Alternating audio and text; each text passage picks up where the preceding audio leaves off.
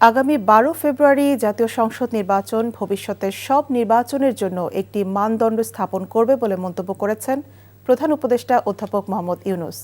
বলেন, সরকার একটি অবাধ, সুষ্ঠু ও অংশগ্রহণমূলক নির্বাচন আয়োজনের জন্য পুরোপুরি প্রস্তুত। বৃহস্পতিবার রাজধানীর রাষ্ট্রীয় অতিথি ভবন যমুনায় বাংলাদেশে নিযুক্ত মার্কিন রাষ্ট্রদূত ব্রেন্ট ক্রিস্টেনসেন প্রধান উপদেষ্টার সঙ্গে সৌজন্য সাক্ষাতে তিনি এসব কথা জানান। সাক্ষাৎকালে দুই পক্ষের মধ্যে আসন্ন জাতীয় নির্বাচন, শ্রম আইনের সংস্কার, প্রস্তাবিত বাংলাদেশ যুক্তরাষ্ট্র শুল্ক চুক্তি এবং রোহিঙ্গা সংকট সহ বিভিন্ন বিষয় নিয়ে আলোচনা হয়। উপদেষ্টা বলেন, ১২ ফেব্রুয়ারি নির্বাচন অবাধ, সুষ্ঠু ও স্বচ্ছ হবে। তিনি জানান, ইউরোপীয় ইউনিয়ন বিপুল সংখ্যক নির্বাচন পর্যবেক্ষক পাঠাবে এবং অন্যান্য উন্নয়ন সহযোগীরাও পর্যবেক্ষক পাঠাবে বলে তিনি আশাবাদী।